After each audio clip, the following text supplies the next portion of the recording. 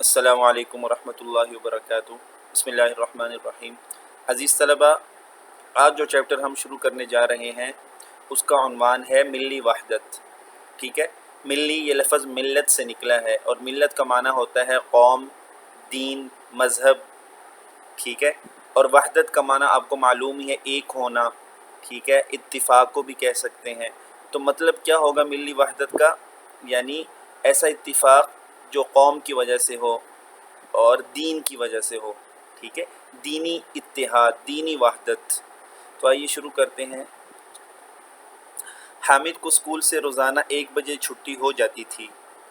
School گھر سے زیادہ دور نہ تھا، اس لیے وہ 1:30 بجے تک گھر پہنچ جاتا تھا۔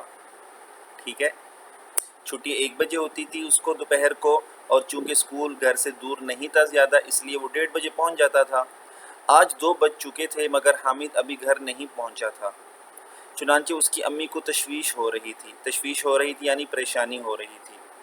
حامد کے ابا: ابھی حامد گھر نہیں پہنچا، خیریت ہو؟ ٹھیک ہے، یہ یہاں سے لے کر یہاں تک بات کس نے کی ہے؟ ٹھیک ہے، حامد کے ابا: ابھی حامد گھر نہیں پہنچا، خیریت ہو؟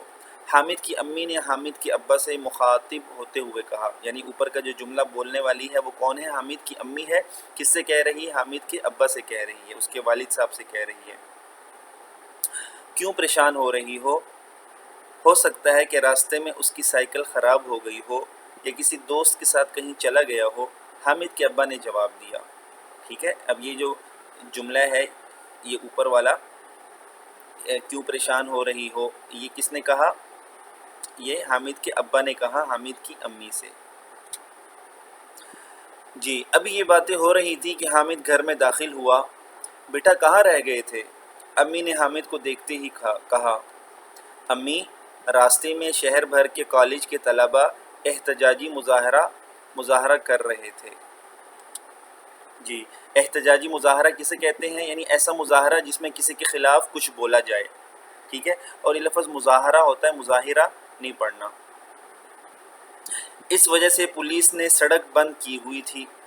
میں سڑک کی بجائے گلیوں میں سے ہوتا ہوا بڑی مشکل سے پہنچا ہوں، حامد نے جواب دیا۔ یہ جواب کس نے دیا اوپر؟ یہ حامد نے دیا۔ بھئی کیسا مظاہرہ تھا؟ حامد کے ابا نے پوچھا۔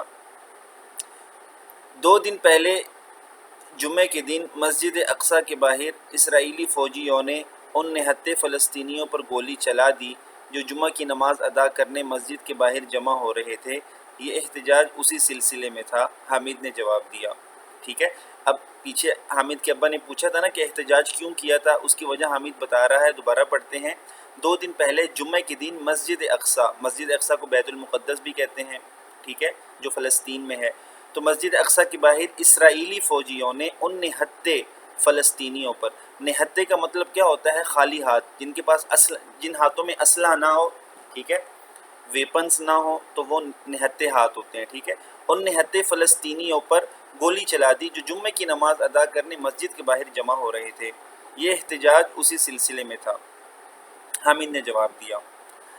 حامد: جلدی سے منہ ہاتھ دھو لو اور کپڑے تبدیل کر کے کھانے کی میز پر آ جاؤ، کھانا تیار ہے۔ امی میں ابھی آیا، یہ کہہ کر حامد فوراً اپنے کمرے میں چلا گیا۔ کھانا کھاتے ہوئے حامد نے ابا جان سے پوچھا، ابا جان کچھ اس کے بارے میں بتائیے کہ اسرائیلی فلسطینیوں پر کیوں ظلم ڈھا رہے ہیں اور ساری دنیا کے مسلمان اس کے مظالم کا منہ توڑ جواب کیوں نہیں دیتے؟